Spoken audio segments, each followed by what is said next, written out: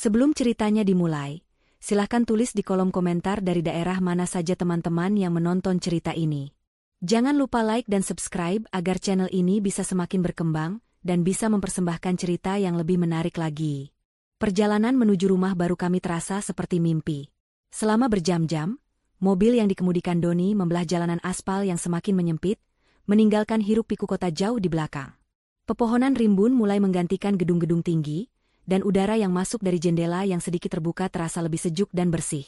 Doni tidak henti-hentinya bercerita dengan semangat yang meluap-luap. Ia menggambarkan rumah itu sebagai mahakarya, sebuah surga pribadi yang ia siapkan khusus untukku, untuk kami. Awal baru kita, Vira, begitu ia mengatakannya berulang kali, tangannya sesekali menggenggam tanganku dengan erat, senyumnya tak pernah lepas dari wajah tampannya. Aku membalas senyumnya, mencoba menularkan antusiasme yang sama. Sebagian dari diriku memang sangat bahagia. Lelah dengan kehidupan kota yang bising dan monoton, janji ketenangan di sebuah rumah di tengah alam terdengar begitu memikat. Namun, ada sebagian kecil dari diriku yang merasa sedikit gamang. Keterpencilan ini terasa begitu total, seolah kami akan terputus sepenuhnya dari dunia yang kami kenal. Ketika kami akhirnya tiba, aku terkesiap. Rumah itu berdiri megah di sebuah lahan terbuka yang dikelilingi hutan pinus yang menjulang tinggi. Arsitekturnya sangat modern, didominasi oleh dinding kaca besar dan garis-garis tegas berwarna gelap. Rumah itu tampak menyatu dengan alam sekaligus kontras dengannya. Begitu indah, namun juga terasa mengintimidasi.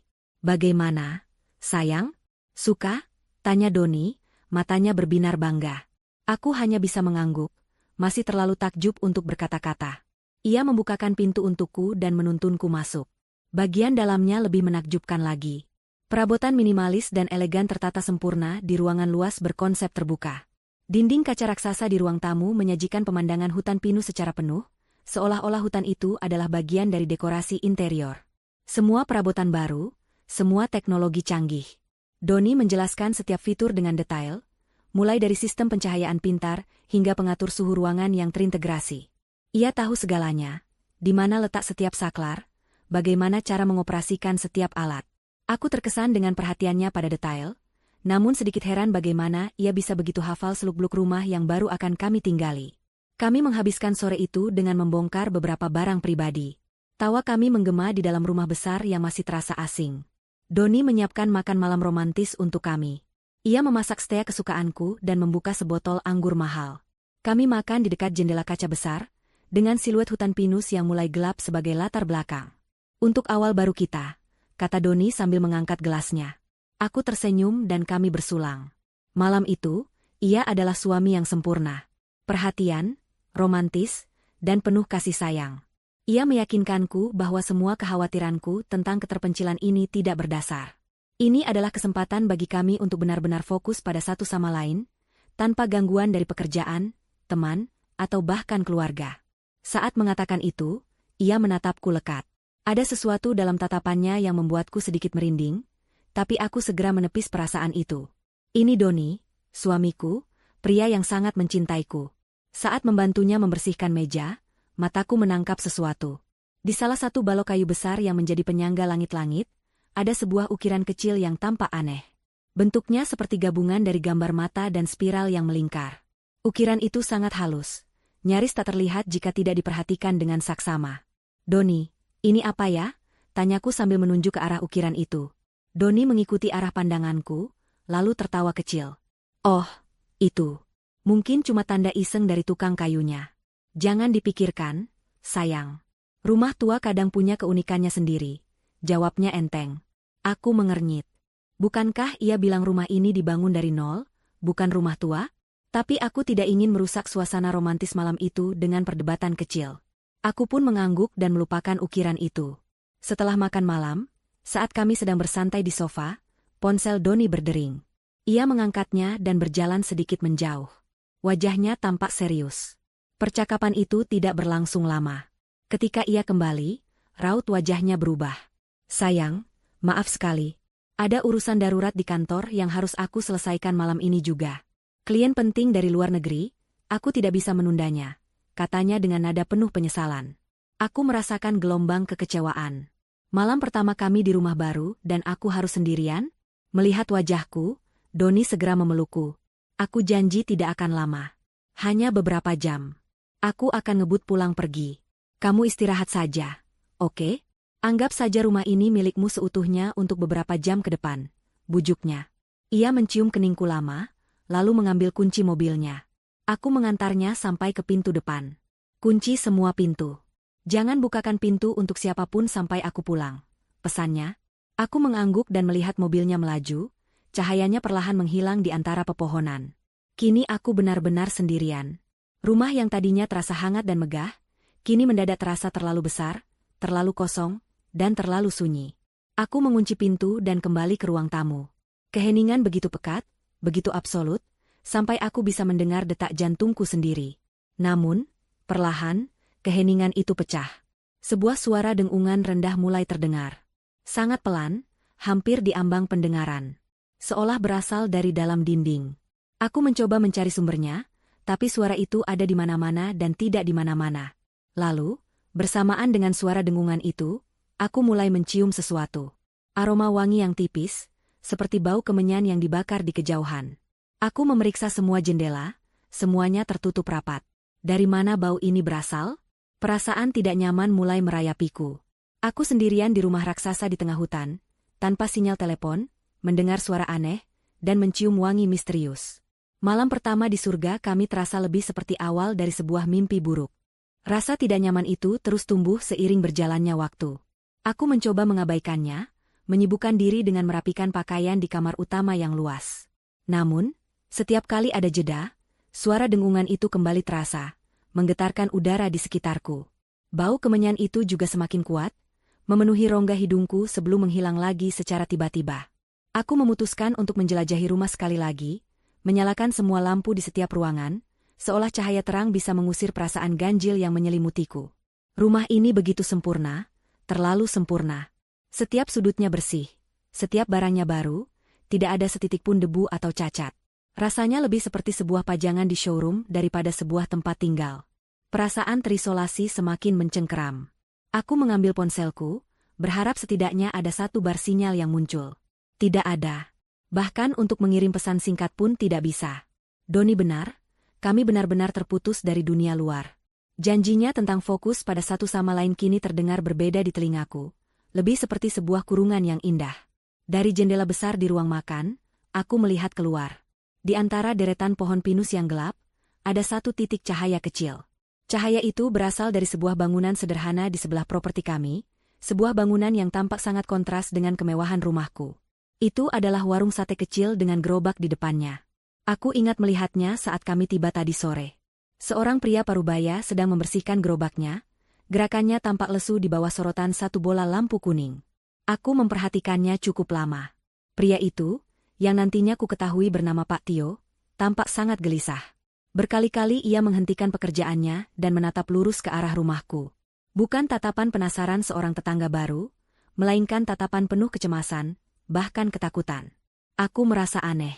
Aku mencoba bersikap ramah, membuka sedikit pintu kaca dan melambaikan tangan. Saat melihatku, pria itu tersentak kaget. Wajahnya menjadi pucat pasi. Ia tidak membalas lambaian tanganku, malah dengan tergesa-gesa ia mendorong gerobaknya masuk ke dalam warung dan menutup pintunya rapat-rapat. Reaksinya yang berlebihan membuat bulu kuduku berdiri.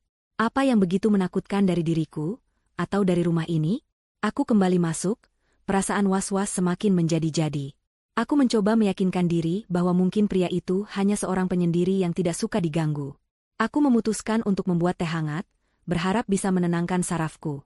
Saat sedang menunggu air mendidih, aku kembali melihat ke arah warung Pak Tio. Kali ini, aku melihat sesuatu yang lebih aneh lagi. Dari celah jendelanya yang remang-remang, aku bisa melihat siluetnya bergerak. Ia berjalan mengelilingi rumah kecilnya, dan di setiap sudut, ia berhenti dan membungkuk, seperti sedang menaburkan sesuatu di tanah. Gerakannya mirip sebuah ritual. Apa yang sedang dilakukannya? Perilakunya yang tidak wajar itu menambah lapisan baru pada misteri malam ini. Malam semakin larut, dan Doni belum juga kembali. Aku mengiriminya beberapa pesan, tahu pesan itu tidak akan terkirim, tapi aku butuh melakukan sesuatu. Rasa sepi berubah menjadi rasa takut. Setiap suara kecil dari hutan terdengar seperti langkah kaki. Setiap bayangan pohon yang tertiup, angin tampak seperti sosok yang mengintai. Suara dengungan di dinding terasa semakin keras. kini seperti getaran yang bisa kurasakan di telapak kakiku.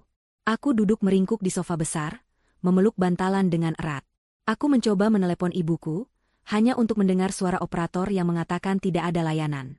Air mataku mulai menetes. Aku merasa begitu sendirian dan tak berdaya.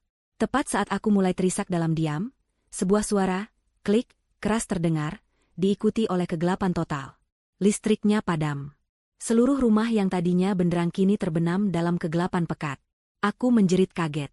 Suara dengungan itu berhenti seketika, dan keheningan yang mengikutinya terasa jauh lebih menakutkan. Aku meraba-raba mencari ponselku, menyalakan senternya. Cahayanya yang kecil hanya mampu menerangi area sempit di depanku, membuat sisa ruangan yang gelap tampak lebih mengancam. Jantungku berdebar begitu kencang, rasanya seperti akan meledak. Aku tidak tahu apa yang harus kulakukan. Bertahan di sini dalam gelap? Atau mencoba keluar? Tapi keluar kemana? Ke dalam hutan yang gelap gulita? Di tengah kepanikan itu, aku mendengar suara lain. Suara yang membuat darahku serasa berhenti mengalir. Gedebuk, gedebuk, gedebuk. Seseorang menggedor pintu depanku dengan sangat keras dan panik. Aku menahan napas, tubuhku membeku di tempat. Siapa itu? Doni tidak mungkin menggedor pintu seperti orang kesetanan. Mungkinkah itu salah satu penjaga properti yang tidak aku ketahui? Gedoran itu semakin cepat dan semakin keras, diselingi suara pria yang terengah-engah. Aku memberanikan diri, berjalan mengendap-endap menuju pintu, mengintip dari lubang intip digital yang untungnya masih berfungsi dengan daya baterai darurat. Di layar kecil itu, aku melihat sebuah wajah yang pucat pasi, basah oleh keringat, dengan mata melotot karena teror. Itu Pak Tio, si penjual sate. Apa yang ia lakukan di sini? Dengan tangan gemetar, aku membuka sedikit kunci pengaman dan memanggilnya pelan. Bapak siapa? Ada apa? Tanyaku. Begitu ada celah kecil di pintu, ia langsung menempelkan wajahnya ke celah itu. Napasnya memburu, bau asap sate bercampur dengan bau keringat ketakutan. Matanya menatapku dengan putus asa. Cepat, bisiknya dengan suara mendesak, cepat pergi dari rumah ini sebelum suamimu pulang. Ayo ikut saya, akan saya tunjukkan sesuatu. Kata-kata Pak Tio menggantung di udara yang dingin dan gelap, menusuk langsung ke dalam inti kepanikanku. Logikaku berteriak. Ini gila. Aku harusnya membanting pintu, menguncinya, dan bersembunyi di suatu tempat sampai Doni, suamiku, pulang dan melindungiku dari pria aneh yang ketakutan ini. Namun, ada sesuatu dalam matanya yang liar dan putus asa. Sesuatu yang terasa lebih jujur daripada senyum sempurna Doni yang telah menemaniku selama bertahun-tahun. Getaran di dalam diriku, intuisi yang sejak sore tadi berbisik bahwa ada yang tidak beres, kini berteriak memekakan telinga. Suara dengungan, bau kemenyan, simbol aneh, dan sekarang ini. Semua potongan teka-teki yang aneh itu mulai membentuk sebuah gambaran yang mengerikan. Aku tidak punya banyak waktu untuk berpikir. Gedoran pintu yang panik tadi menyeratkan keadaan darurat. Setiap detik yang kuhabiskan dalam keraguan bisa menjadi kesalahan fatal. Tanpa sadar, tanganku bergerak sendiri, membuka sisa kunci pengaman. Aku melangkah keluar dari rumahku yang gelap, hanya mengenakan piyama tipis, menuruti ajakan seorang pria yang bahkan tidak kukenal namanya. Cepat, jangan bersuara, desis Pak Tio. Ia menarik lenganku, membawaku menjauh dari teras rumahku yang megah. Kami tidak berjalan di jalan setapak, melainkan di atas rumput basah di sampingnya, menghindari kerikil yang bisa menimbulkan suara. Udara malam terasa menusuk kulitku. Kegelapan di sekeliling kami begitu pekat, tanpa bulan, tanpa bintang, hanya bayang-bayang hitam pepohonan pinus yang menjulang seperti monster-monster yang sedang tidur. Suara jangkrik dan serangga malam yang tadinya terdengar menenangkan kini terdengar, seperti bisikan-bisikan jahat. Pak Tio berjalan cepat. Langkahnya mantap seolah ia sudah hafal setiap jengkal tanah ini bahkan dalam gelap. Aku terseok-seok mengikutinya, jantungku masih berdebar kencang. Jarak antara rumahku dan warungnya mungkin tidak lebih dari 50 meter. Tapi malam itu rasanya seperti perjalanan sejauh 1 kilometer yang penuh bahaya. Setiap ranting yang patah di bawah kakiku membuatku tersentak. Aku terus menoleh ke belakang, ke arah rumahku yang kini hanya berupa siluet hitam raksasa di tengah kegelapan. Takut kalau Doni tiba-tiba pulang dan mendapati aku tidak ada di sana. Kami tiba di depan warung kecilnya. Ia membuka pintu dengan kunci tua yang berderit pelan. Aroma arang, bumbu sate, dan sedikit pengap menyambutku. Dunia yang sangat berbeda dari aroma parfum mahal dan material baru di rumahku. Di dalam, ia tidak menyalakan lampu sama sekali. Satu-satunya penerangan berasal dari sisa bara api di tungku pemanggangan yang memancarkan cahaya merah redup. Naik ke atas. Cepat, perintahnya dengan suara rendah. Ia menunjuk ke sebuah tangga kayu sempit di sudut ruangan. Aku menurut tanpa bertanya.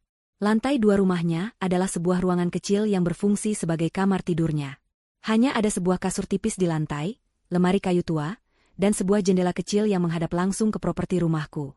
Disinilah ia membawaku berhenti. Ruangan itu terasa dingin dan lembab.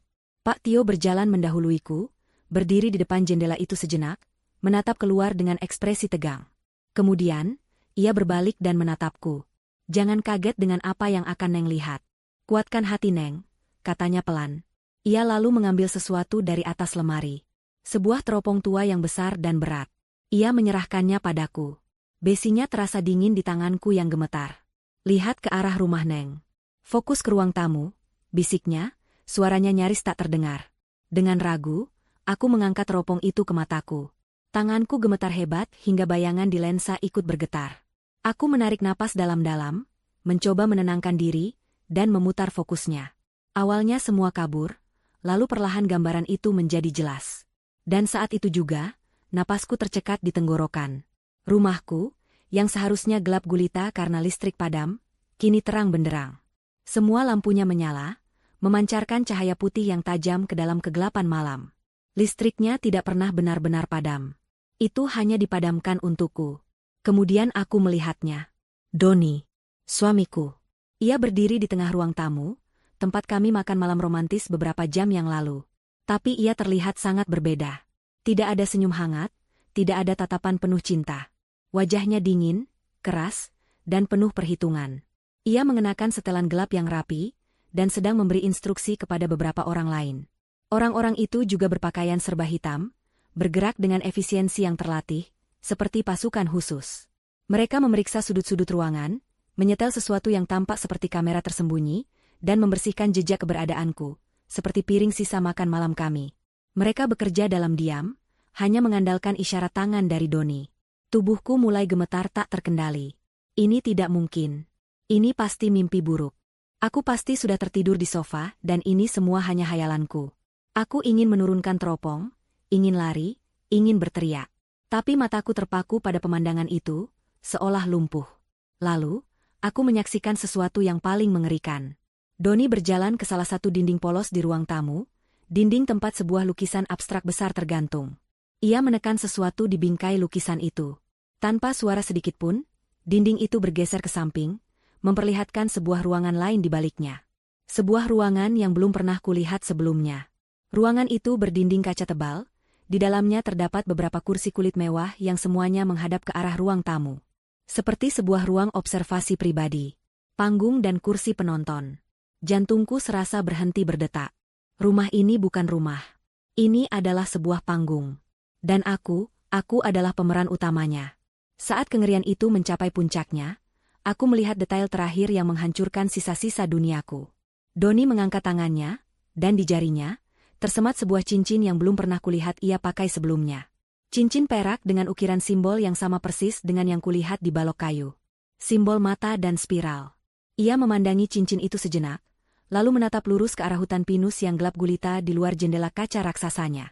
Ia mengangkat tangannya yang bercincin itu dalam sebuah gestur hormat yang aneh, sebuah gerakan ritualistik yang penuh makna tersembunyi. Seolah ia sedang memberi persembahan kepada sesuatu yang tak terlihat yang bersemayam di dalam hutan itu. Teropong itu jatuh dari tanganku, menimbulkan bunyi gedebuk yang teredam di lantai kayu. Kakiku lemas, dan aku jatuh terduduk. Kegelapan di sekelilingku terasa berputar. Suara di kepalaku menjerit, tapi tidak ada satu kata pun yang bisa keluar dari mulutku. Pria yang kunikahi, pria yang kucintai, pria yang membangun surga untukku, adalah seorang monster. Dan surga ini, ternyata adalah neraka yang telah ia rancang dengan sempurna. Dunia di sekelilingku terasa miring. Lantai kayu yang dingin di bawahku adalah satu-satunya hal yang terasa nyata. Aku memeluk lututku, tubuhku berguncang hebat, tapi tidak ada air mata yang keluar. Aku berada dalam kondisi syok yang begitu dalam, di mana emosi terlalu besar untuk bisa diproses. Gambaran dari teropong itu terpatri di benakku. Wajah dingin Doni, ruangan tersembunyi, dan gestur ritualnya yang mengerikan. Setiap kenangan indah bersamanya kini terasa seperti kebohongan yang telah diracuni. Setiap tawa, setiap pelukan, setiap kata cinta, semuanya adalah bagian dari sandiwara besar untuk membawaku ke tempat ini. Ke rumah jagal ini, Pak Tio berjongkok di depanku. Ia tidak mengatakan apa-apa, hanya menyodorkan segelas air putih.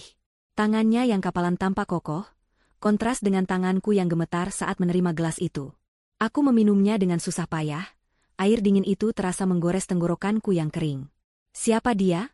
Adalah dua kata pertama yang berhasil keluar dari mulutku, suaraku serak dan nyaris tak terdengar. Siapa sebenarnya suamiku? Pak Tio menghela napas panjang.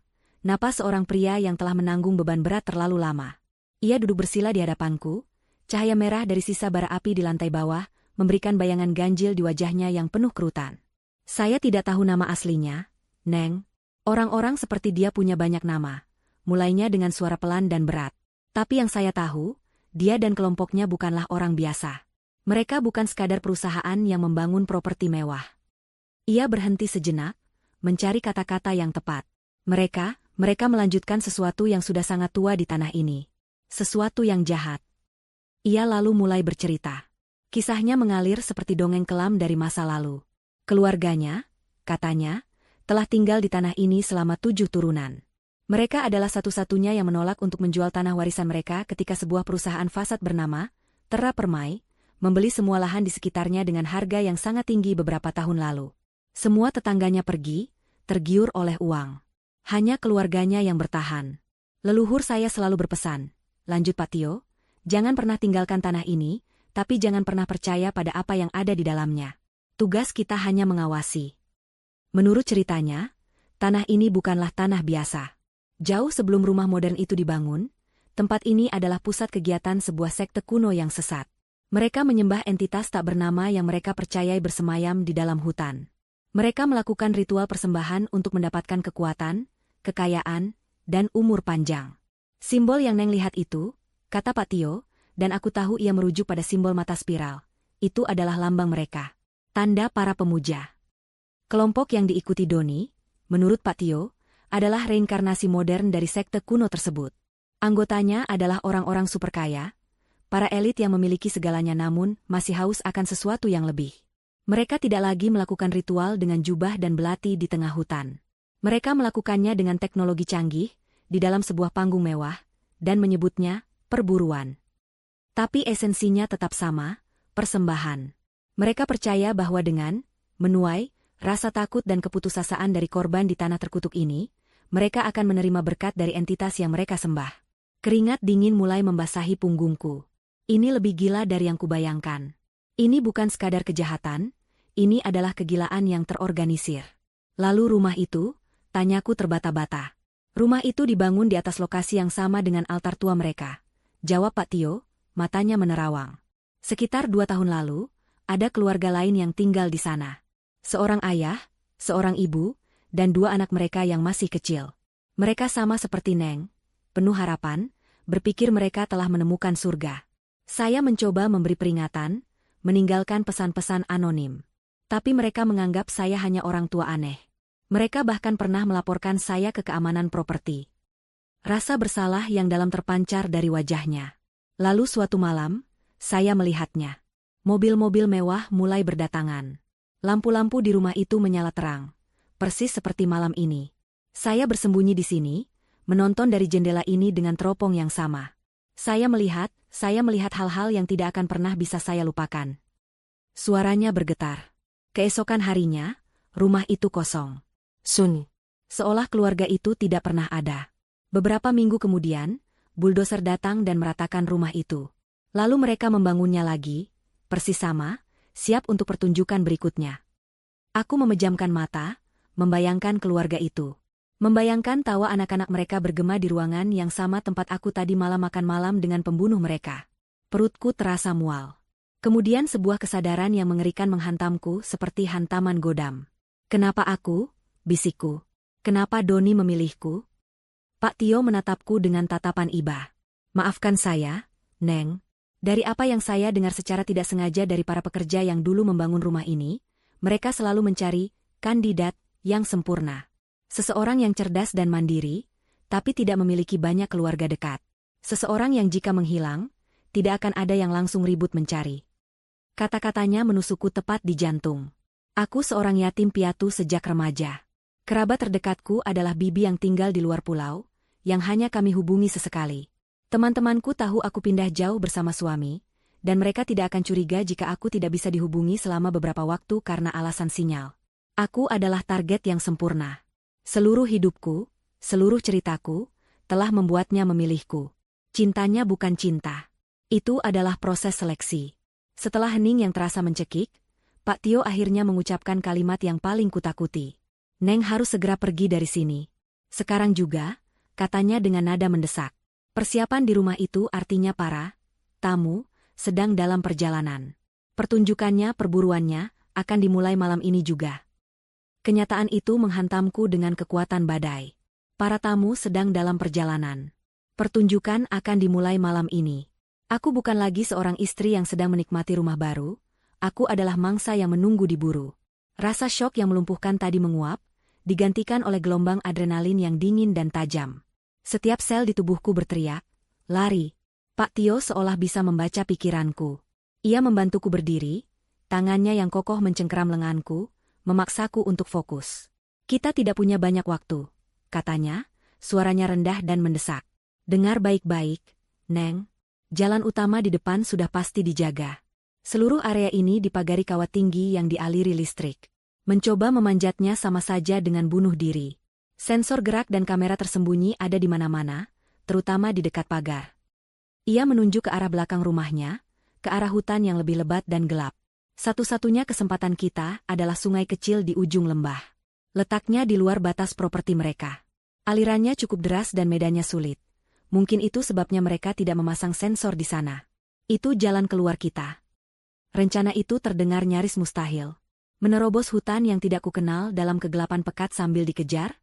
Tapi pilihan apa lagi yang kumiliki? Tetap di sini berarti menunggu kematian. Aku mengangguk, pikiranku yang tadinya kacau kini bekerja dengan kecepatan yang tidak kukira kumiliki. Aku memetakan rintangan di kepalaku, mencoba mengingat tata letak hutan yang kulihat dari jendela kamarku. Saya butuh jaket dan sepatu, kataku, suaraku terdengar lebih mantap dari yang kuduga. Pak Tio segera berbalik, mengambil sebuah jaket kain tebal yang tergantung di paku dan sepasang sepatu bot karet tua dari sudut ruangan. Ukurannya kebesaran, tapi ini jauh lebih baik daripada piyama tipis dan kaki telanjang. Saat aku sedang memakai sepatu bot itu, sebuah suara dengungan keras tiba-tiba terdengar dari luar, diikuti oleh serangkaian bunyi, klik, mekanis yang berat. Cahaya putih yang sangat terang menyapu jendela kecil di kamar Pak Tio, memaksa kami merunduk secara refleks. Aku merayap ke jendela dan mengintip. Jantungku serasa jatuh ke perut. Seluruh bagian luar rumahku kini bermandikan cahaya. Lampu-lampu sorot raksasa yang terpasang di atap telah menyala.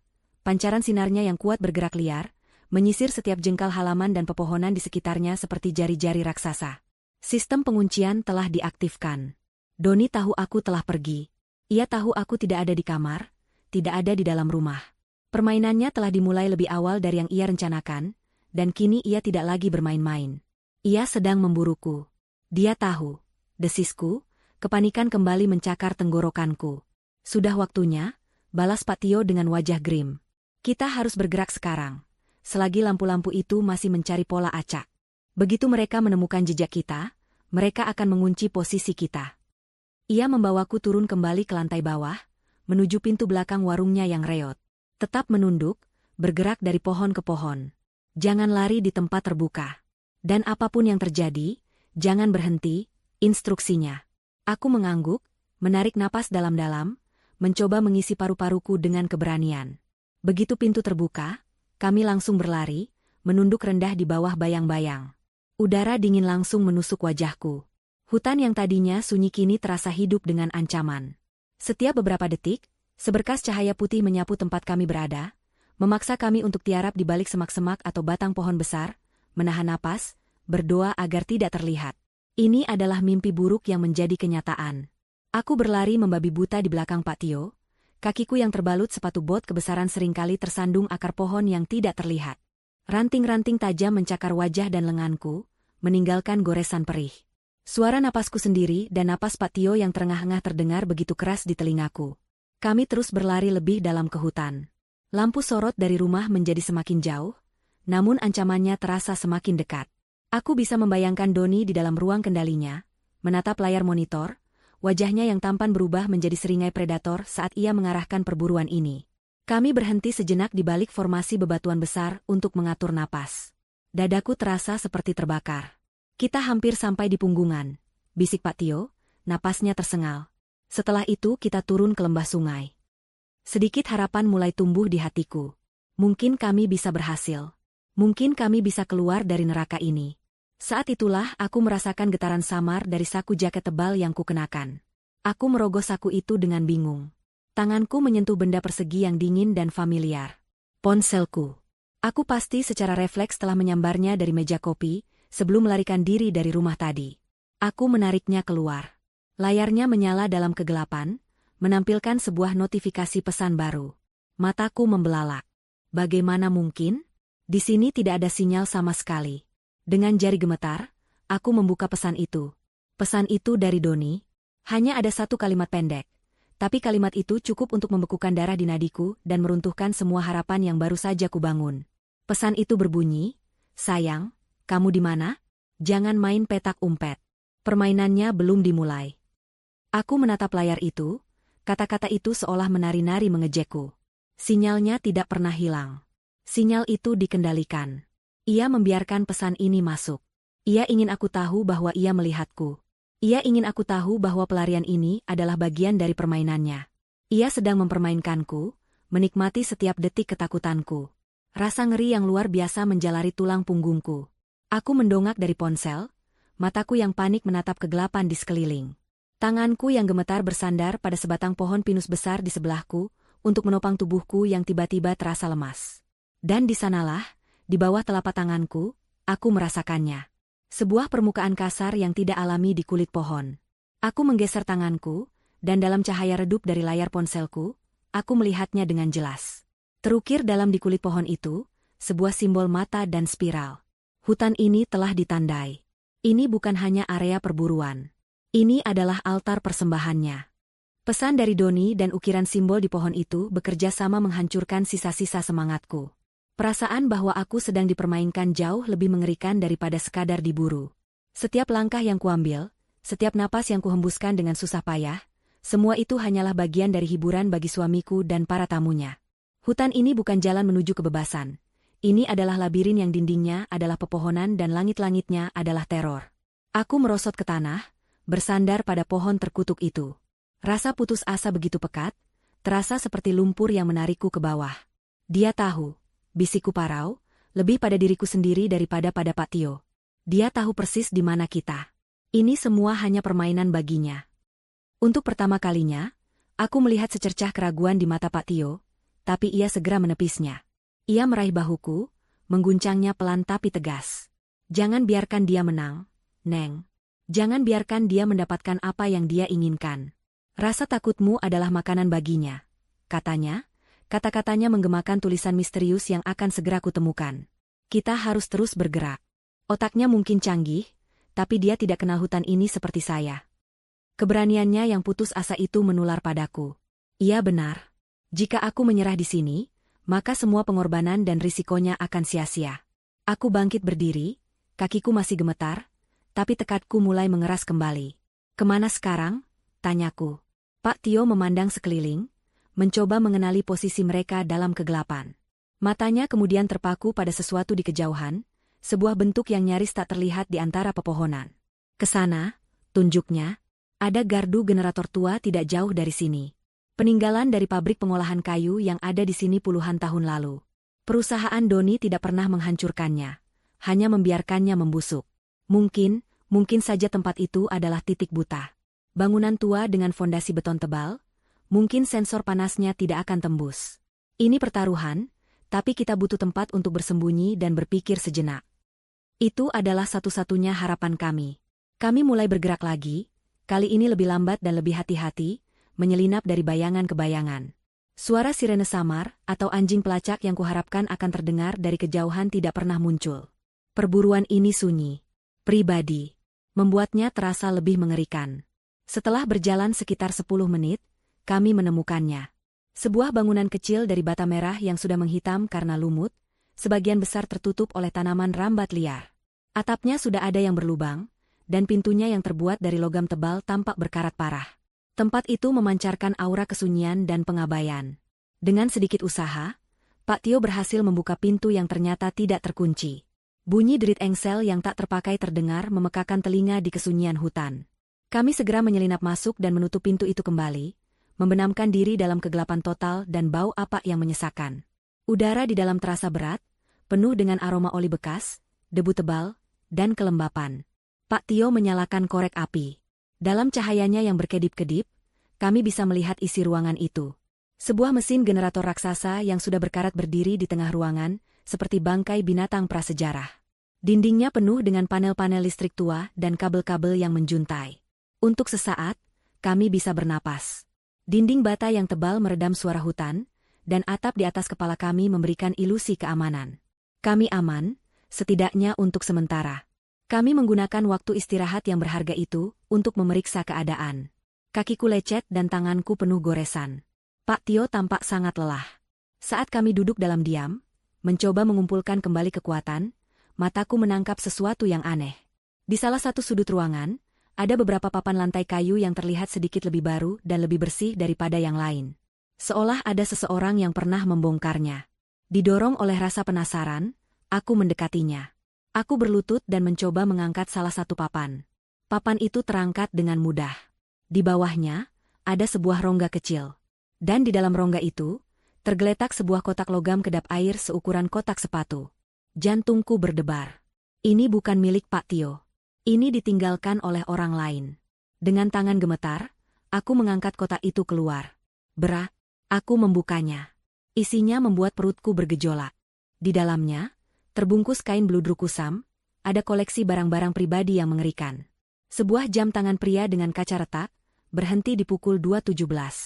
Sebuah liontin perak berbentuk hati milik seorang wanita, di dalamnya ada foto sepasang suami istri yang tersenyum bahagia. Sebuah boneka beruang kecil yang salah satu matanya sudah copot. Dan beberapa dompet berisi kartu identitas dari orang-orang yang berbeda.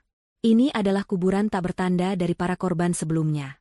Sebuah museum pribadi yang ditinggalkan oleh sang pemburu, atau mungkin tempat persembunyian terakhir dari salah satu korban. Di dasar kotak, di bawah semua barang mengerikan itu, ada satu benda lagi. Sebuah buku harian kecil bersampul kulit yang sudah lapuk. Aku mengambilnya dan membukanya. Tulisan tangan di dalamnya rapi pada awalnya, kemudian menjadi semakin acak-acakan dan panik di halaman-halaman terakhir. Buku itu milik seorang pria bernama Aris, seorang sejarawan. Dia adalah ayah dari keluarga yang diceritakan Pak Tio. Di halaman-halaman awal, ia menulis tentang kegembiraannya pindah ke rumah baru yang indah itu. Namun, perlahan, catatannya mulai dipenuhi dengan keanehan yang sama seperti yang kualami. Suara dengungan, perasaan diawasi, dan penemuan simbol mata spiral di berbagai tempat. Sebagai seorang sejarawan, ia mulai meneliti simbol itu dan sejarah tanah tersebut. Apa yang ia temukan membuatnya ketakutan. Aku membalik ke halaman terakhir, ke entry terakhirnya. Tulisan tangannya nyaris tak terbaca, seolah ditulis dengan tergesa-gesa dalam ketakutan yang luar biasa. Entry itu singkat, namun kata-katanya akan menghantuiku selamanya. Ia menulis, mereka bukan hanya membunuh. Mereka percaya mereka sedang menuai ketakutan. Ada sesuatu yang lebih tua di tanah ini, sesuatu yang memakan emosi itu. Rumah ini bukan panggung, itu adalah corong. Sebuah alat untuk memfokuskan teror. Ya Tuhan, mereka datang untuk anak-anakku. Setelah kalimat itu, hanya ada coretan-coretan tak berarti. Aku menutup buku harian itu, tanganku gemetar hebat. Kini aku mengerti. Ini lebih dalam dan lebih gelap dari sekadar sindikat pembunuh. Doni dan para kliennya tidak hanya mencari hiburan. Mereka sedang memberi makan sesuatu. Dan malam ini, rasa takutku adalah persembahan utama mereka. Buku harian itu terasa berat di tanganku, bukan karena bobot fisiknya, melainkan karena bobot kebenaran yang dikandungnya. Kata-kata terakhir Aris, sang sejarawan, mengubah segalanya. Ini bukan lagi tentang melarikan diri dari pembunuh. Ini adalah tentang bertahan hidup dari sebuah ritual. Doni dan klien-kliennya bukan sekadar penonton yang haus darah. Mereka adalah pemuja yang sedang melakukan upacara.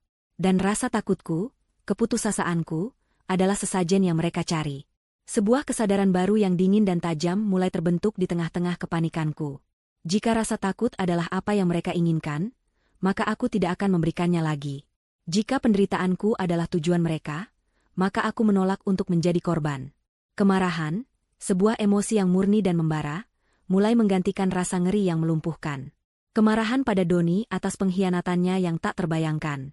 Kemarahan pada para monster tak berwajah yang akan datang untuk menontonku dihancurkan. Kemarahan pada entitas apapun yang mereka sembah di tanah terkutuk ini. Aku tidak akan menjadi persembahan. Aku tidak akan memberi mereka makan. Aku akan membuat mereka kelaparan.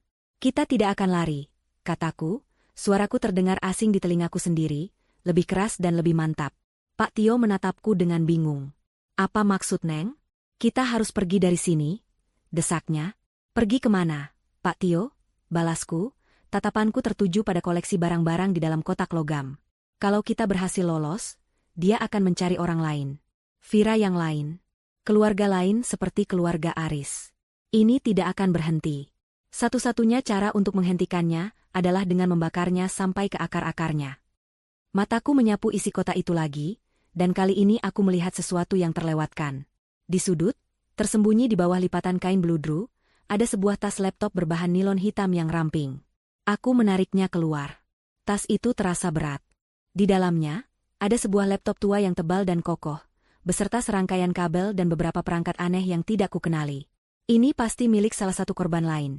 Mungkin seorang profesional seorang peretas seperti yang pernah disinggung dalam garis besar cerita di benakku. Sebuah senjata yang tidak pernah sempat ia gunakan. Ini, kataku sambil meletakkan laptop itu di lantai. Ini adalah senjata kita. Pak Tio menatap laptop itu, lalu menatapku, wajahnya menunjukkan ketidakpercayaan. Neng mau apa dengan itu? Melawan mereka dengan mesin ketik? Doni mengendalikan tempat ini dengan teknologi. Pak, jelasku, pikiranku mulai berpacu, merangkai sebuah rencana gila. Dia mengendalikan sinyal, kamera, lampu, mungkin semuanya. Dia merasa seperti dewa di dalam istananya ini. Kita akan menggunakan kedewaannya itu untuk melawannya. Kita akan masuk ke dalam sistemnya. Kita tidak akan lari dari panggungnya. Kita akan mengambil alih panggung itu darinya. Awalnya, Pak Tio menolak mentah-mentah. Ia bilang itu rencana bunuh diri. Ia memohon padaku untuk melarikan diri bersamanya selagi masih ada waktu. Tapi ia melihat sesuatu yang baru di mataku. Bukan lagi ketakutan seorang mangsa, melainkan kobaran api seorang pejuang. Aku memegang tangannya. Pak Tio sudah mempertaruhkan nyawa untuk menyelamatkan saya. Sekarang saya minta Bapak untuk mempertaruhkannya sekali lagi untuk menghentikan mereka semua, selamanya. Setelah hening yang terasa panjang, ia akhirnya mengangguk pelan. Tekadku telah meyakinkannya. Aku membuka laptop itu. Seperti yang kuduga, laptop itu dilindungi kata sandi. Aku hampir putus asa. Tapi kemudian aku teringat betapa paranoidnya orang-orang seperti ini. Aku membalik laptop itu, dan benar saja, di bagian bawahnya tertempel selembar selotip kecil yang sudah menguning. Di atasnya, tertulis bukan kata sandi, melainkan sebuah petunjuk, nama ratu pertama di permainan favoritku, di balik. Itu adalah sebuah teka-teki. Aku mencoba mengingat permainan apa yang populer di kalangan programmer. Catur. Ratu pertama. Pion yang berhasil mencapai ujung papan. Tapi nama apa? Aku mencoba berbagai kemungkinan, gagal berulang kali. Waktu terasa berjalan begitu cepat. Di luar, aku masih bisa melihat sapuan cahaya lampu sorot. Akhirnya, aku teringat sebuah variasi catur fantasi yang pernah populer. Ratu pertamanya bernama Caisa. Aku mengetik Asyace. Gagal. Aku mencoba lagi dengan huruf besar. Asyace. Gagal. Jangan panik, Vira. Pikirkan.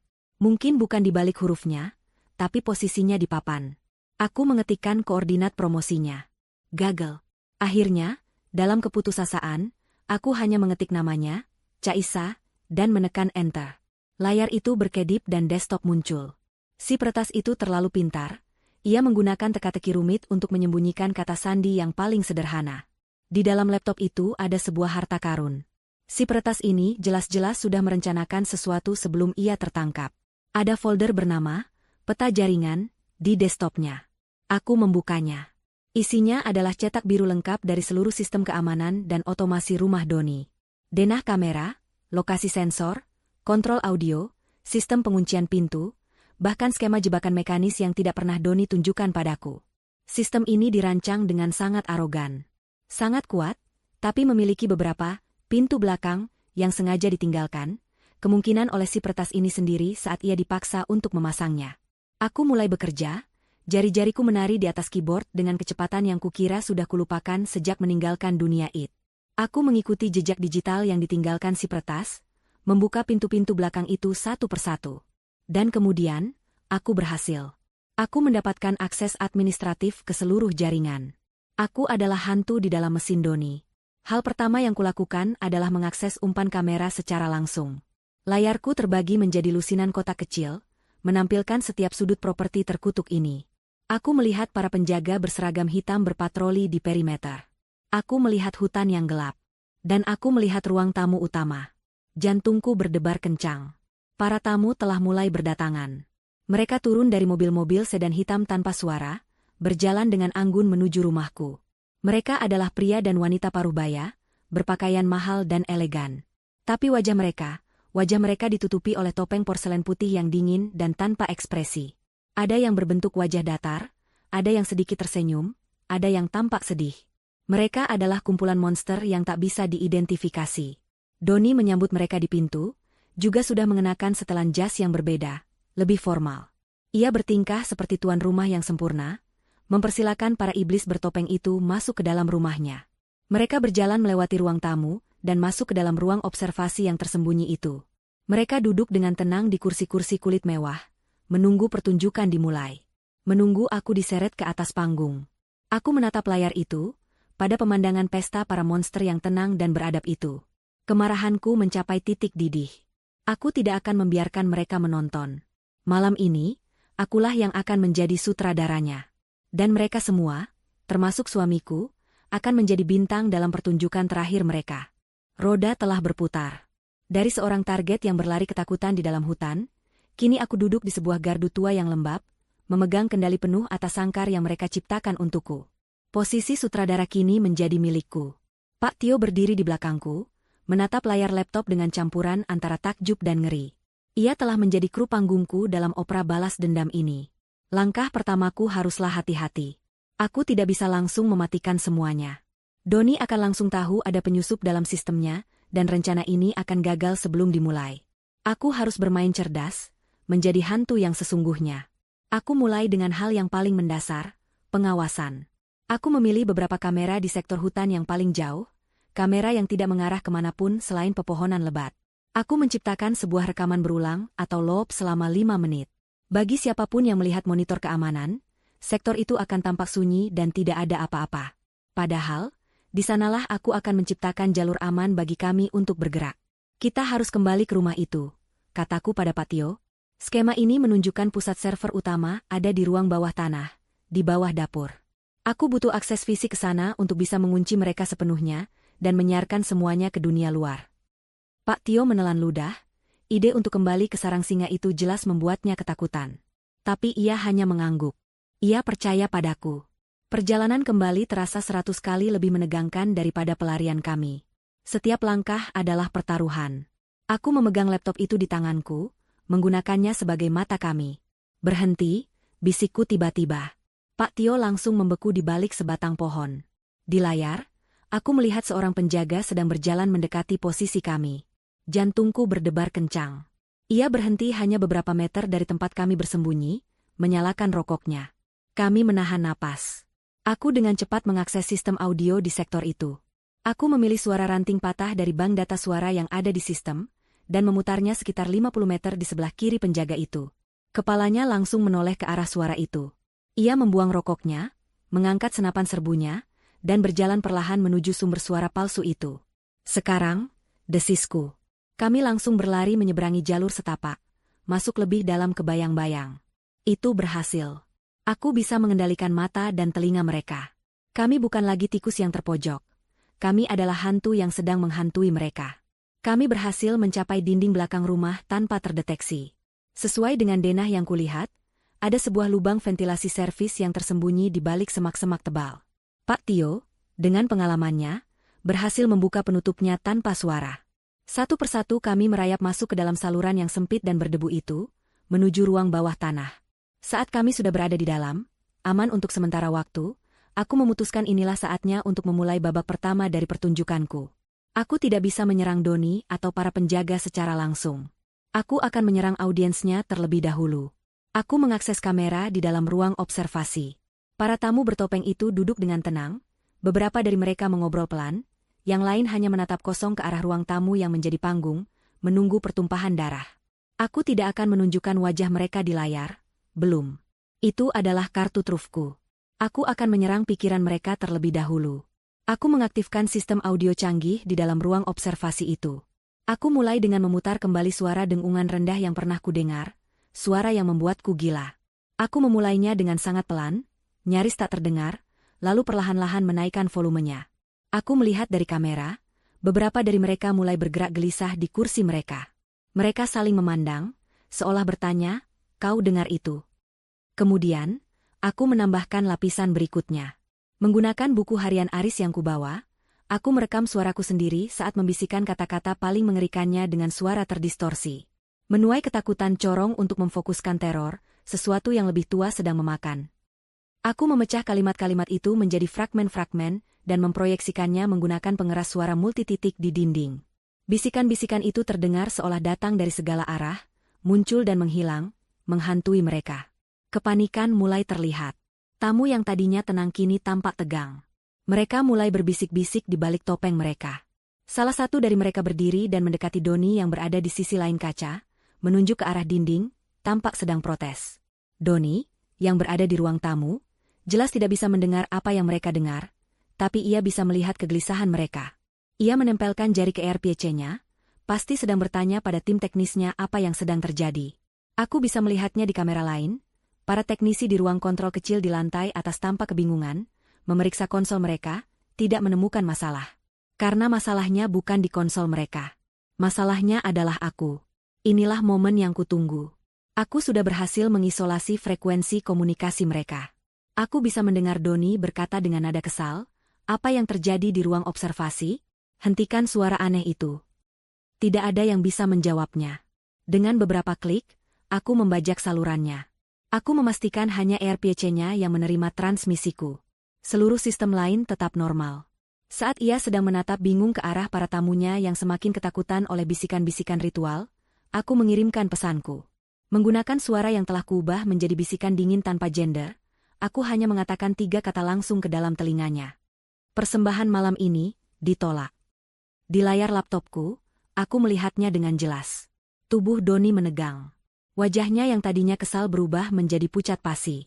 Matanya melotot kaget, bingung, dan untuk pertama kalinya sejak aku mengenalnya, aku melihat secercah ketakutan di matanya. Ia baru saja mendengar suara hantu di dalam mesinnya sendiri. Sutradara baru telah mengambil alih panggung. Pesan singkat yang kubisikkan langsung ke telinga Doni, melalui sistemnya sendiri, adalah percikan api yang menyulut ledakan. Di layar laptop, aku melihat ekspresi terkejut di wajahnya dengan cepat berubah menjadi amarah yang tak terkendali. Topeng suami yang sempurna dan tuan rumah yang ramah itu lurus ketika, memperlihatkan wajah monster di baliknya. Ia tidak lagi peduli pada para tamunya yang gelisah di ruang observasi. Ia tidak lagi peduli pada pertunjukan yang telah ia siapkan dengan susah payah. Insting predatornya mengambil alih. Ia tahu ada penyusup, ada pengkhianat di dalam sistemnya sendiri. Perburuan yang seharusnya menjadi tontonan yang elegan kini telah berubah menjadi masalah pribadi yang harus ia selesaikan dengan cepat dan brutal. Kunci seluruh rumah. Tim Alpha, sapu dari lantai 2. Tim Bravo, bersamaku ke ruang kontrol. Ada tikus di dalam rumah. Teriaknya ke dalam komunikatornya. Suaranya yang keras dan penuh perintah menggema di dalam AirPC-ku, dan juga terdengar samar-samar dari lantai atas. Mereka datang. Waktu kami hampir habis. Pak Tio, barikade pintunya sekarang. Seruku, Pak Tio, dengan sigap, mendorong sebuah lemari server tua yang berat untuk mengganjal pintu ruang bawah tanah. Sementara itu, aku mengubah laptopku menjadi sebuah konsol perang. Aku adalah dewa dari neraka ciptaan Doni ini, dan aku akan melepaskan semua amarahnya kembali padanya. Aku melihat di kamera, 4 penjaga dari tim Alpha mulai menuruni tangga utama dengan formasi taktis, senapan terangkat. Mereka bergerak menuju sayap barat, tempat kamar-kamar berada. Aku menunggu sampai mereka semua berada di koridor utama yang panjang dan berlantai marmer. Lalu, aku beraksi. Dengan satu klik, aku mengaktifkan sistem penyiram api darurat di koridor itu, bukan dengan air, melainkan dengan busa pembersih bertekanan tinggi yang biasa digunakan robot pembersih otomatis. Lantai marmer yang licin itu seketika menjadi arena seluncur es. Keempat pria bersenjata itu tergelincir, jatuh tumpang tindih dalam kekacauan, senjata mereka terlepas. Sebelum mereka bisa pulih, aku menyalakan lampu sorot di langit-langit dan mengubahnya menjadi mode strobo yang menyilaukan dengan frekuensi tinggi, lalu memutar alarm kebakaran dengan volume maksimal. Mereka benar-benar lumpuh, terdisorientasi oleh cahaya yang menusuk mata dan suara yang memekakan telinga. Sementara itu, Donnie dan tim Bravo yang terdiri dari 3 orang, sedang bergerak menuju ruang kontrol di lantai atas. Aku membiarkan mereka. Aku ingin Donnie merasa ia selangkah lebih maju. Saat mereka tiba di depan pintu ruang kontrol, aku mengunci pintu itu secara digital. Donnie mengumpat, memerintahkan anak buahnya untuk mendobraknya. Saat itulah aku mengalihkan perhatianku kembali ke tim Alpha yang masih kacau di koridor. Aku membuka kunci pintu gudang anggur yang besar di ujung koridor itu. Kemudian, aku mematikan semua lampu di koridor, menyisakan hanya satu lampu sorot yang mengarah tepat ke pintu gudang yang terbuka itu, membuatnya menjadi satu-satunya tempat yang terlihat aman. Seperti yang kuduga, mereka yang panik langsung berlari ke arah cahaya itu, mencari perlindungan di dalam gudang. Begitu keempatnya masuk, aku membanting pintu baja gudang itu dan menguncinya. Tim Alpha selesai. Satu tim tumbang, kataku pada Pak Tio, yang menatap layar dengan mulut ternganga. Di lantai atas, Donnie akhirnya berhasil mendobrak pintu ruang kontrol. Tapi mereka hanya menemukan ruangan kosong. Para teknisi sudah kabur saat mendengar keributan. Donnie menggebrak konsol dengan marah saat menyadari panel kontrol manual telah dilumpuhkan. Dia tidak di sini, teriaknya. Dia membajak server utama. Dia ada di bawah. Donnie kini tahu persis di mana kami berada. Ia meninggalkan tim Bravo di atas dan berjalan sendirian menuju tangga ke ruang bawah tanah. Ia bergerak dengan keyakinan diri yang mengerikan, seolah ia yakin bisa menghadapiku seorang diri. Saat itulah aku memberikan instruksi terakhirku pada Pak Tio. Ini laptopnya, Pak. Di server utama ada panel untuk akses satelit darurat. Sambungkan ini. Buka program bernama Siaran Langsung di desktop. Semua sudah saya atur. Begitu saya memberi isyarat, tekan tombol merah besar di layar. Jangan tekan sampai saya berteriak, kataku dengan napas terengah-engah. Pak Tio mengangguk. Wajahnya pucat tapi penuh tekad.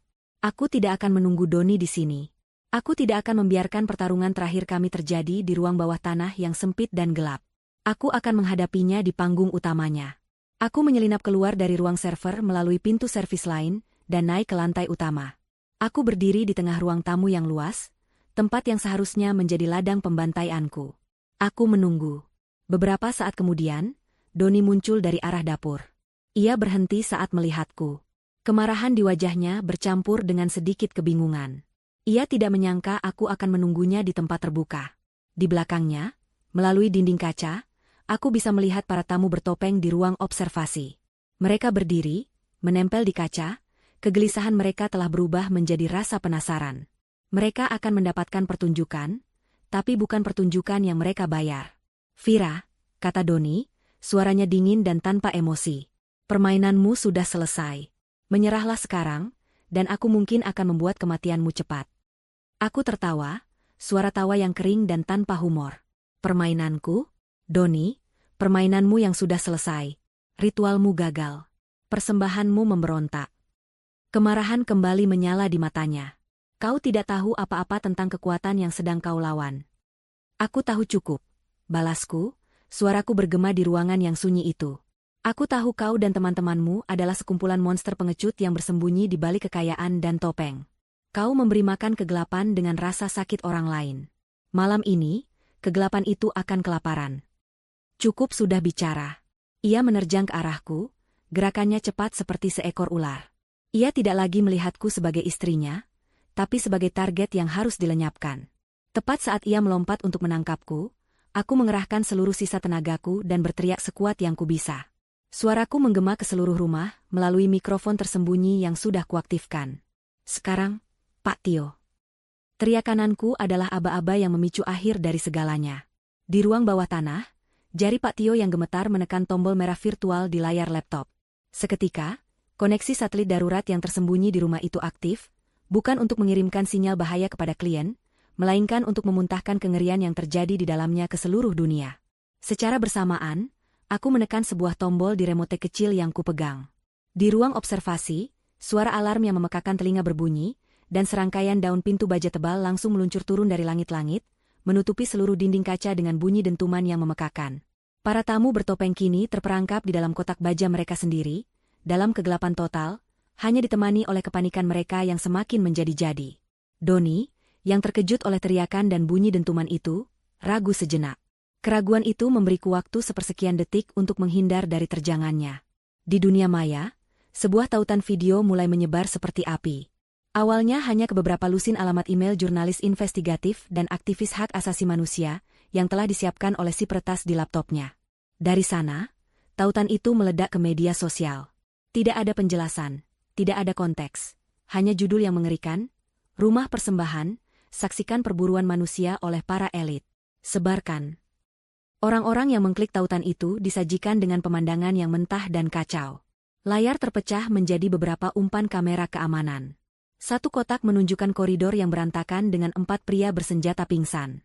Kotak lain menunjukkan 3 penjaga lain yang panik di depan pintu ruang kontrol yang terkunci. Dan kotak utama, yang paling besar, menunjukkan pertarungan hidup dan mati antara seorang pria yang tampak kaya dan seorang wanita yang ketakutan namun nekat di sebuah ruang tamu yang sangat mewah. Tidak ada sensor, tidak ada editan. Semuanya disiarkan langsung. Di dalam rumah, Donnie belum menyadari bencana yang lebih besar ini. Ia hanya tahu rencananya telah hancur. Ia kembali menyerangku dengan amarah buta. Pertarungan kami brutal dan putus asa. Ia jauh lebih kuat dariku, tapi aku memiliki keuntungan. Aku mengenal setiap sudut rumah ini dari denah yang telah kupelajari. Aku menendang sebuah meja kopi kaca ke arahnya, membuatnya tersandung. Aku berlari ke arah panel kontrol dinding yang tersembunyi di balik sebuah rak buku. Saat ia mendekat, aku mengaktifkan fitur pembatas ruangan, sebuah dinding tipis namun kokoh yang meluncur dari langit-langit, memisahkan kami sejenak. Di ruang observasi yang kini gelap gulita, teriakan dan gedoran panik para klien terdengar samar-samar. Mereka, yang datang untuk menonton penderitaan, kini merasakan teror mereka sendiri. Gedoran itu mengganggu konsentrasi Donnie. Saat itulah ponselnya, yang tergeletak di sebuah meja, mulai bergetar tanpa henti. Diikuti oleh ponsel-ponsel milik para penjaga yang pingsan. Puluhan notifikasi masuk secara bersamaan.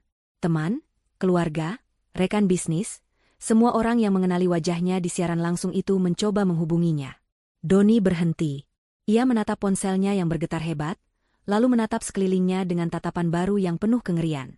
Ia melihat ke arah titik-titik hitam kecil di langit-langit, kamera-kamera yang ia pasang sendiri untuk merekam kemenangannya.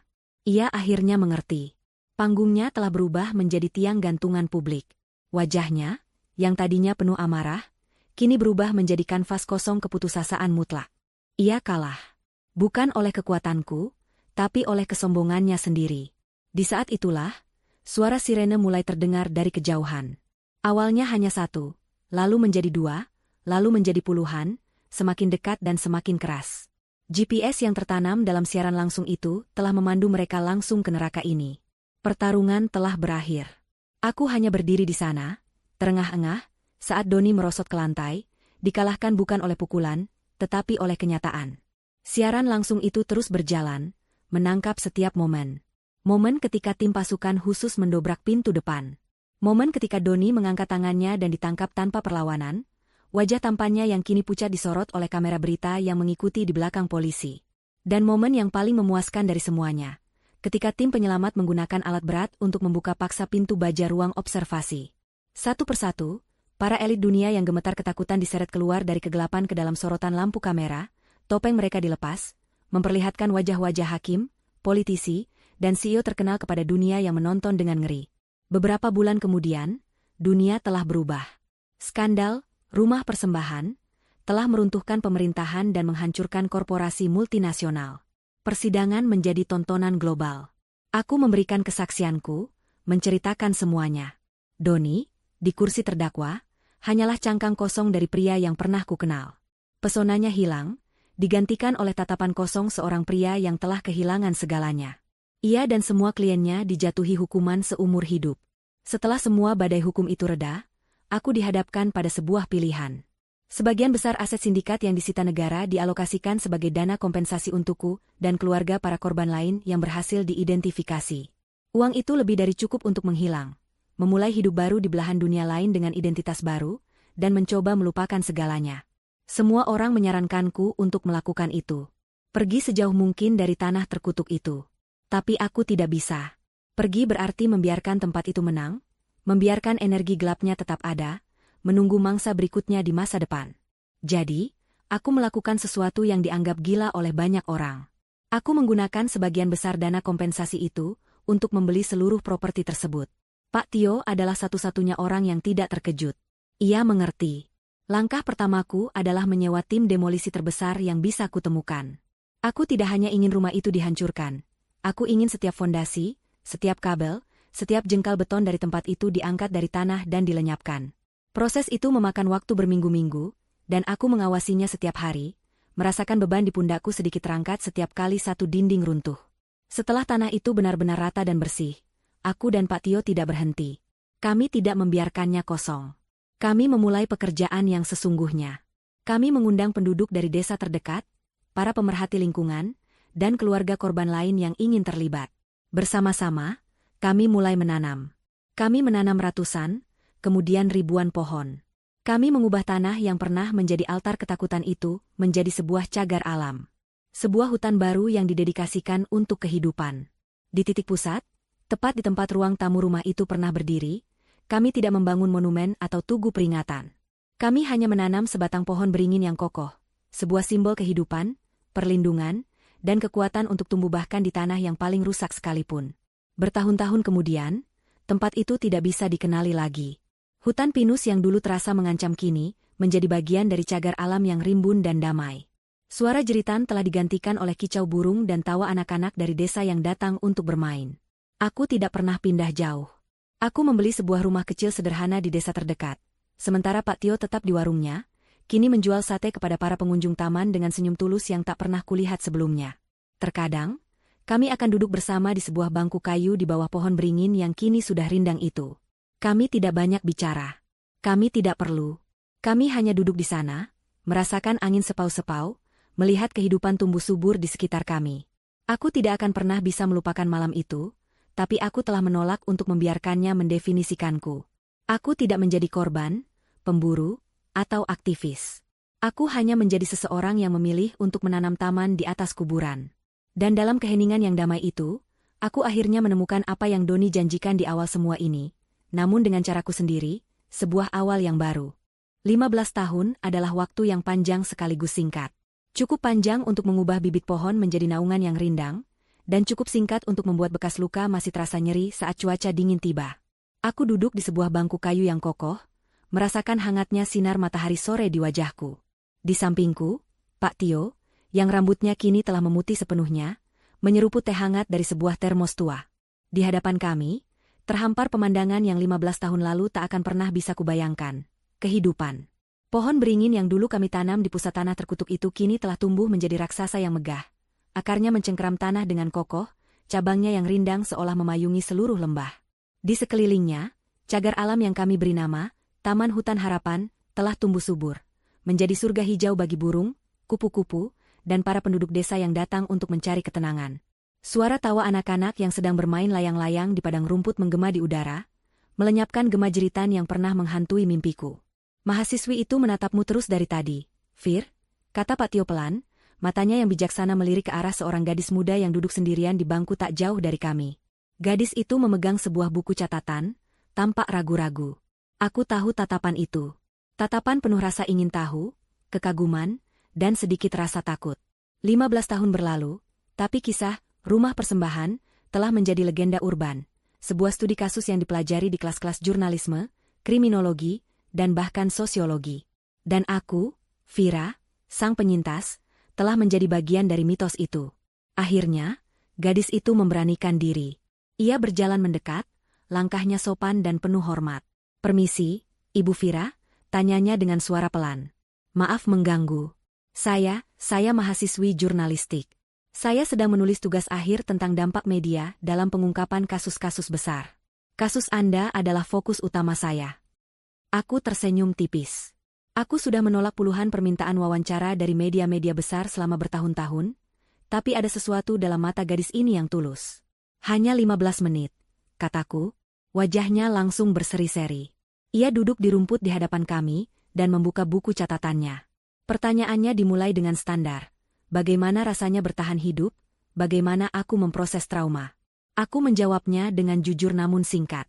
Aku memberitahunya bahwa penyembuhan bukanlah sebuah garis finish yang bisa kau capai, melainkan sebuah jalan setapak yang kau lalui seumur hidup. Ada hari-hari di mana jalan itu datar dan penuh bunga, dan ada hari-hari di mana jalan itu menanjak terjal dan berbatu. Aku tidak akan pernah lupa malam itu. Aku masih tidak suka berada di ruangan tertutup yang terlalu sunyi. Aku masih waspada terhadap orang yang terlalu sempurna, terlalu karismatik. Bekas luka itu tidak pernah benar-benar hilang. Tapi, aku belajar untuk hidup bersamanya.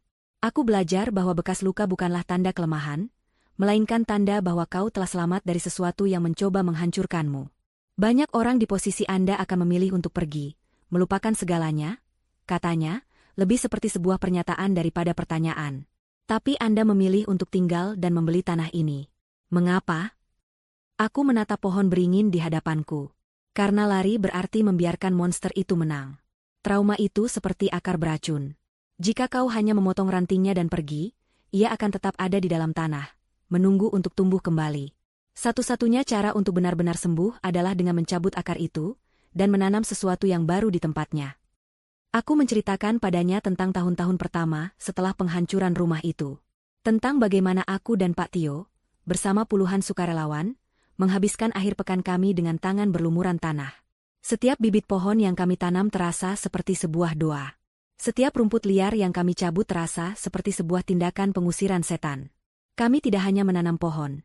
Kami sedang melakukan reklamasi, tidak hanya terhadap tanah, tetapi juga terhadap jiwa kami. Pak Tio, yang selama bertahun-tahun hidup sebagai penjaga yang ketakutan, menemukan kembali tawa renyahnya saat mengajari anak-anak desa cara menanam. Ia menjadi kakek bagi komunitas ini, seorang pendongeng yang menceritakan kisah-kisah tentang alam, bukan tentang kegelapan. Ia telah menjadi perawat, bukan lagi pengawas. Dan aku menemukan ketenangan dalam kerja fisik. Dalam melihat kehidupan tumbuh dari tanganku sendiri di tanah yang pernah menjadi saksi bisu kematian. Terapi terbaikku bukanlah di sofa seorang psikolog, melainkan di bawah terik matahari, dengan lutut berlumuran lumpur. Dan dia, tanya mahasiswi itu dengan hati-hati. Doni, apakah Anda pernah memaafkannya? Pertanyaan itu adalah sebuah batu besar. Aku terdiam sejenak, membiarkan angin sore menerbangkan helai rambutku. Memaafkan adalah kata yang rumit, jawabku akhirnya. Aku sudah tidak lagi merasakan kebencian. Kebencian itu seperti racun yang kau minum sendiri, sambil berharap orang lain yang mati. Aku sudah melepaskan racun itu sejak lama. Tapi memaafkan perbuatannya? Tidak. Ada perbuatan yang tidak bisa dimaafkan, hanya bisa dihukum. Aku tidak pernah melihat Doni lagi sejak hari terakhir persidangan. Tapi kisahnya tetap menjadi santapan media selama bertahun-tahun. Ia ditempatkan di penjara dengan keamanan super maksimal. Semua kekayaan dan koneksinya tidak bisa membantunya di sana. Laporan-laporan menyebutkan bahwa di tahun-tahun pertamanya, ia masih mencoba menggunakan pesonanya pada para penjaga dan narapidana lain, masih mencoba memainkan perannya sebagai sang manipulator ulung. Tapi di dalam dinding beton itu, pesonanya tidak berguna. Ia hanyalah seorang narapidana nomor 734. Laporan terakhir yang kubaca beberapa tahun lalu, yang ditulis oleh seorang psikolog penjara, menggambarkannya sebagai pria yang telah hancur. Bukan hancur karena penyesalan, melainkan karena kekalahan. Ia menghabiskan hari-harinya dalam keheningan total, menatap dinding selnya yang kosong. Monster yang menyembah kekuasaan itu, akhirnya dikalahkan oleh ketiadaan kekuasaan. Entitas gelap yang ia puja di tanah ini, tampaknya tidak tertarik pada persembahan dari balik jeruji besi. Nasibnya adalah kontras yang sempurna dari nasib taman ini. Ia terkurung dalam kotak beton yang mati, sementara aku duduk di ruang terbuka yang penuh dengan kehidupan. Itulah karma yang sesungguhnya. Satu pertanyaan terakhir. Bu, kata gadis itu, merasakan waktunya hampir habis. Setelah semua ini, apa pelajaran terbesar yang Anda dapatkan? Aku tersenyum, kali ini senyum yang tulus. Aku menunjuk ke sekeliling kami, pada pepohonan, pada anak-anak yang tertawa, pada Pak Tio yang tersenyum damai. Pelajaran terbesarnya adalah ini, kataku, kegelapan itu nyata. Kejahatan yang tak terbayangkan itu ada di dunia ini. Tapi secuil cahaya yang dinyalakan di saat yang tepat bisa membakar seluruh hutan kegelapan itu, hingga menjadi abu. Dan di atas abu itu selalu ada kesempatan bagi sesuatu yang baru untuk tumbuh. Jadi, jangan terlalu fokus pada cerita tentang monsternya. Lanjutku memberinya nasihat. Karena monster pada akhirnya akan selalu kalah dan dilupakan. Fokuslah pada taman yang tumbuh setelahnya. Karena di sanalah harapan yang sesungguhnya berada. Mahasiswi itu menutup buku catatannya, matanya berkaca-kaca. Terima kasih, Bu. Terima kasih banyak, bisiknya. Ia mengangguk hormat pada kami berdua lalu berjalan pergi, tidak hanya membawa sebuah cerita untuk tugas akhirnya, tetapi mungkin juga sebuah perspektif baru tentang kehidupan. Setelah ia pergi, aku dan Pak Tio kembali duduk dalam keheningan yang nyaman. Matahari mulai terbenam, mewarnai langit dengan palet jingga, merah muda, dan nila. Suara adzan maghrib mulai terdengar dari desa di kejauhan, sebuah panggilan untuk ketenangan dan refleksi. 15 tahun telah berlalu. Aku telah selamat. Aku telah sembuh. Dan di tanah yang pernah menjadi nerakaku ini, aku akhirnya berhasil membangun surgaku sendiri.